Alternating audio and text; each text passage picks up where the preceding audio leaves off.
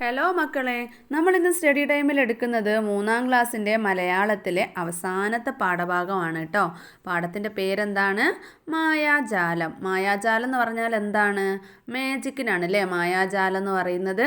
അപ്പോൾ നമ്മൾ കഴിഞ്ഞ ക്ലാസ്സിലൊക്കെ മാജിക്കുകളെ പറ്റിയൊക്കെ പഠിച്ചിട്ടുണ്ട്. നമ്മൾ ചെയ്തു നോക്കിയില്ലേ? ക്ലാസ്സിൽ മക്കൾ ചെയ്തു നോക്കിയില്ലേ? ഇനി പ്രകൃതിയിൽ ഇതുപോലെ ഒരുപാട് മായാജാലങ്ങളുണ്ട്. എന്തൊക്കെയാ മക്കളൊന്ന് പറഞ്ഞേ. ഇന്ന് നമ്മൾ കാണുന്ന മുട്ട് നാളെ ആവുമ്പോൾ നോക്കുമ്പോൾ അതെന്താണ്? അത് വിരിഞ്ഞ് പൂവാവുന്നു അല്ലേ? പിന്നെ ഇന്ന് ഒരു പുഴുവിനെ കണ്ടാൽ അത് പിന്നെ അതെന്താവുന്നു? പൂമ്പാറ്റയാവുന്നു അല്ലെ? വേറെ പ്രാണികളാവുന്നു.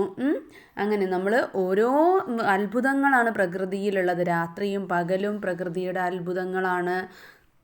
അപ്പോൾ ഇവിടെ അത്ഭുതകരമായ ഒരു മായാജാലത്തെ പറ്റിയാണ് പറയുന്നത്. അപ്പോൾ നമുക്കൊന്ന് വായിക്കാം.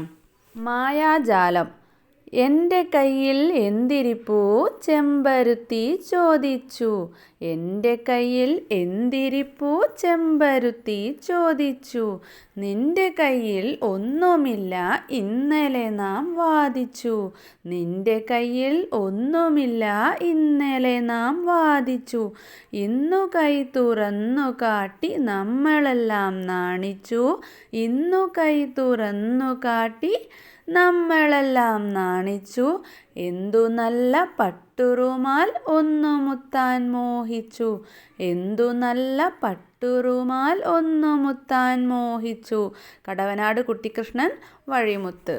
അപ്പോൾ മക്കളെ, ഇതിൻ്റെ ആശയം എന്താണ്? ചെമ്പരത്തിയുടെ ഭംഗിയാണ് ഈ ഒരു കവിതയിലൂടെ പറയുന്നത്. ഒരു കുഞ്ഞു കവിതയാണ്, എന്നാൽ നല്ല പ്രകൃതിയുടെ ഒരു ഭംഗിയുടെ ഒരു മായാജാലത്തെക്കുറിച്ച് പറയുന്ന ഒരു കവിതയാണ് അല്ലേ? അപ്പോൾ നമുക്ക് അർത്ഥം നോക്കാം. എൻ്റെ കയ്യിൽ എന്തിരിപ്പൂ? ചെമ്പരുത്തി ചോദിച്ചു. ചെമ്പരത്തിയുടെ കയ്യിൽ കണ്ടോ മാജിക്ക് കാണിക്കുന്ന പോലെ വടിയൊക്കെ ഉണ്ടല്ലേ? എന്നിട്ട് ചെമ്പരത്തി ചോദിക്കുകയാണ് എൻ്റെ കയ്യിൽ എന്തിരിപ്പൂ, എൻ്റെ കയ്യിൽ എന്താണെന്ന് ചെമ്പരത്തി ചോദിക്കുകയാണ്. എന്നിട്ടോ നിൻ്റെ കയ്യിൽ ഒന്നുമില്ല, ഇന്നലെ നാം വാദിച്ചു. നിൻ്റെ കയ്യിൽ ഒന്നുമില്ലെന്ന് പറഞ്ഞ് ഇന്നലെ നമ്മൾ തർക്കിച്ചു. ചെമ്പരത്തി കയ്യിൽ എന്താണെന്ന് ചോദിച്ചപ്പോൾ അല്ലേ? ഇന്നു കൈ തുറന്നു കാട്ടി നമ്മളെല്ലാം നാണിച്ചു. അപ്പം ഇന്നലെ കയ്യിലൊന്നുമില്ല. അപ്പം ഇന്ന് കൈ തുറന്ന് കാട്ടിയപ്പോൾ ഞങ്ങൾ നാണിച്ചു. എന്തുകൊണ്ടാ? നിൻ്റെ കയ്യിലെ നല്ല പട്ടുറുമാൽ കണ്ടിട്ട് അല്ലേ? പട്ടുറുമാൽ എന്ന് പറഞ്ഞാൽ എന്താണ്? പട്ട് തൂവാല, പട്ട് കൈലേസിലെ ടവ്വൽ പോലെ. ചെമ്പരത്തിയുടെ ഇതളുകൾ കണ്ടോ? ടവ്വൽ പോലെയല്ലേ നിൽക്കുന്നത്? നല്ല ചുവന്ന തൂവാല പോലെ അല്ലേ? അപ്പോൾ ഇന്നു കൈ തുറന്നു കാട്ടി നമ്മളെല്ലാം നാണിച്ചു. എന്തു നല്ല പട്ടുറുമാൽ ഒന്ന് മുത്താൻ മോഹിച്ചു. അപ്പോൾ എന്താണ്? ആ പട്ടുതൂവാല കണ്ടിട്ടില്ലേ? പിറ്റേന്നേക്ക് ആ ഒരു മുട്ട് വിരിഞ്ഞതാണ്. കൈക്കുള്ളിൽ എന്തോ ഉണ്ടോയെന്ന് ചോദിച്ചപ്പോൾ കൈക്കുള്ളിലൊന്നുമില്ല. പിന്നെ പിറ്റേന്ന് ആ മുട്ട് വിരിഞ്ഞ സമയത്ത് നമ്മളെല്ലാം എന്താണ് പിന്നെ മുത്താൻ വേണ്ടിയിട്ട് ആ പട്ടുതൂവാലയ്ക്ക് ഒരു ഉമ്മ കൊടുക്കാൻ വേണ്ടിയിട്ട് ആഗ്രഹിക്കുകയാണ്. ചെമ്പരത്തിയുടെ മുട്ട് കണ്ടപ്പോൾ നമ്മൾ ഒന്നുമില്ല കയ്യിൽ എന്ന് വാദിച്ചു. പക്ഷേ പിറ്റേന്നേക്കാണ് ചെമ്പരത്തി വിടർന്നതിലെ പൂത്തത്. അപ്പോൾ പട്ടുതൂവാല പോലുള്ള ആ മനോഹരമായിട്ടുള്ള പൂവ് കണ്ടപ്പോൾ നമ്മൾക്ക് ഉമ്മ വയ്ക്കാൻ, ഒന്ന് തൊടാൻ വേണ്ടിയിട്ട് മോഹിച്ചു എന്നാണ് ഈ ഒരു കവിതയിലൂടെ പറയുന്നത്. അപ്പോൾ ഈ ഒരു ചെമ്പരത്തിയുടെ ഭംഗിയാണ് ഈ ഒരു കവിതയിൽ പറയുന്നത് കേട്ടോ മക്കളെ. അതിൻ്റെ ഇതളുകൾ നോക്കിക്കേ, നല്ലൊരു തൂവാല പോലെ ഉണ്ട് അല്ലേ? അപ്പോൾ ആ ഒരു ചെറിയൊരു മാജിക്കാണ്. അതായത് ഇന്നലെ കാണുന്ന മുട്ട് ഇന്ന് വിരിയുന്നു. അതൊരു പ്രകൃതിയുടെ വലിയൊരു മായാജാലം തന്നെയല്ലേ? ഇനി നമുക്ക് ചോദ്യങ്ങൾ നോക്കാം. കവിത താളത്തിൽ ചൊല്ലൂ. അപ്പോൾ മക്കൾ പല രീതിയിൽ ചൊല്ലുക കേട്ടോ. ഇതുപോലെ നമുക്ക് ചുറ്റും എന്തെല്ലാം അത്ഭുതങ്ങളുണ്ട് ചർച്ച ചെയ്യൂ. എന്തൊക്കെ അത്ഭുതങ്ങളാണ് മക്കളെ നടക്കുന്നത്? കോഴിക്കുഞ്ഞ് മുട്ടയിൽ നിന്നും പുറത്തു വരുന്നു. മഴമേഘങ്ങൾ മഴയായി പെയ്യുന്നു. ഒരു കുഞ്ഞു പുഴു വർണ്ണച്ചിറകുള്ള പൂമ്പാറ്റയായി മാറുന്നു. രാവിലെ ആകുമ്പോൾ സൂര്യൻ ഉദിച്ചുയരുന്നു. വൈകുന്നേരം സൂര്യൻ അസ്തമിക്കുന്നു. മേഘങ്ങളുടെ രൂപങ്ങൾ പല ആകൃതിയിലായി മാറുന്നു. പല വർണ്ണങ്ങളിലുള്ള പൂക്കൾ വിടരുന്നു. ഒരു കുഞ്ഞു വിത്തിൽ നിന്ന് മാനം മുട്ടെ വളർന്ന മരം ഉണ്ടാകുന്നു. രാവിലെ വെള്ള നിറത്തിലുള്ള പൂവ് വൈകുന്നേരം റോസ് നിറമാകുന്നു. പിന്നെയോ ഓന്ത് നിറം മാറുന്നു. പല്ലി വാൽ മുറിച്ചിടുന്നു. ചന്ദ്രൻ വലുതാവുന്നു, ചെറുതാവുന്നു. മാനത്ത് മഴവില്ല് വിരിയുന്നതും മായുന്നതും. തൊട്ടാവാടി ഇലകൾ കൂമ്പുന്നതും വിടരുന്നതും. സൂര്യകാന്തി പൂവ് സൂര്യന് നേരെ വിരിഞ്ഞു നിൽക്കുന്നത്. ഇതുപോലെ മക്കൾക്ക് ഒരുപാട് കണ്ടെത്തി എഴുതാട്ടോ.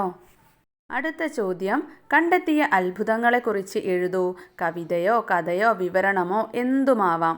ഞാനിവിടെ മഴവില്ലിനെ കുറിച്ചിട്ടുള്ള ഒരു കവിതയാണ് കേട്ടോ എഴുതിയിട്ടുള്ളത്.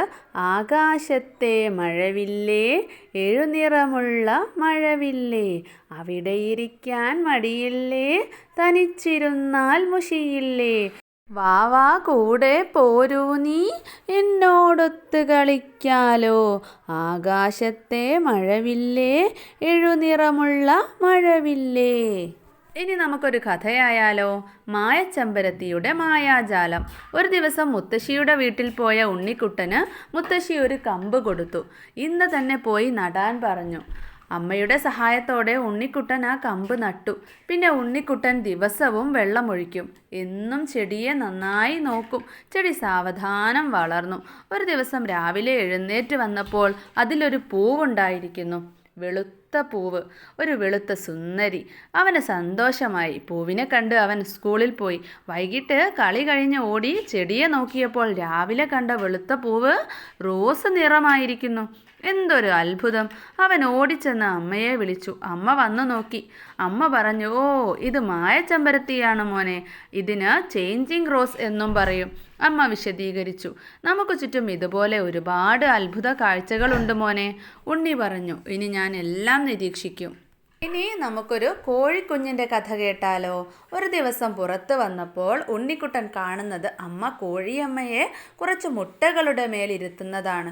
വട്ടത്തിലുള്ള ഒരു പാത്രത്തിലാണ് ഇരുത്തുന്നത്. അതിൽ വൈക്കോലും ഇട്ട് കൊടുത്തിട്ടുണ്ട്. ഞാൻ അമ്മയോട് ചോദിച്ചു, എന്തിനാണ് അമ്മ ഇങ്ങനെ ചെയ്യുന്നത്? അമ്മ പറഞ്ഞു, നമുക്ക് കോഴിക്കുഞ്ഞുങ്ങൾ വേണ്ടേ? ഉണ്ണിക്ക് സംശയം തീർന്നില്ല. മുട്ടയിൽ നിന്ന് എങ്ങനെയാണ് കുഞ്ഞുങ്ങളുണ്ടാവുക? അമ്മ പറഞ്ഞു, അതൊരു അത്ഭുതമാണ്. ഉണ്ണിക്കുട്ടൻ ചോദിച്ചു, എത്ര ദിവസമാകും? അമ്മ പറഞ്ഞു, 21 ദിവസമാകുമ്പോൾ നിനക്ക് കുഞ്ഞുങ്ങളെ കിട്ടും. അങ്ങനെ പിന്നെ ഒരു കാത്തിരിപ്പാണ്. 21 ദിവസമായപ്പോൾ മുട്ടകൾ വിരിഞ്ഞ് പല നിറത്തിലുള്ള കോഴിക്കുഞ്ഞുങ്ങൾ. ഉണ്ണിക്കുട്ടന് സന്തോഷമായി. അമ്മ പറഞ്ഞു, നമുക്ക് ചുറ്റും ഇതുപോലെ ഒരുപാട് അത്ഭുതങ്ങളുണ്ട്. അപ്പോൾ ഇത്രയാണ് മക്കളെ ഈ ഒരു പാഠഭാഗത്തുള്ളത്. ഇതുപോലെ അത്ഭുതങ്ങളെക്കുറിച്ച് മക്കൾക്ക് ഇങ്ങനെ കഥകളോ കവിതകളോ ഒക്കെ ഉണ്ടാക്കി എഴുതാട്ടോ. ഇനി വിവരണം വേണമെങ്കിൽ അതും എഴുതാം. അപ്പോൾ മക്കൾക്ക് ക്ലാസ് ഇഷ്ടപ്പെട്ടാൽ ലൈക്ക് ചെയ്യാനും ഷെയർ ചെയ്യാനും സബ്സ്ക്രൈബ് ചെയ്യാനും മറക്കരുത്. നമുക്ക് സ്റ്റഡി ടൈമിൻ്റെ മറ്റൊരു ക്ലാസ്സിൽ കാണാം.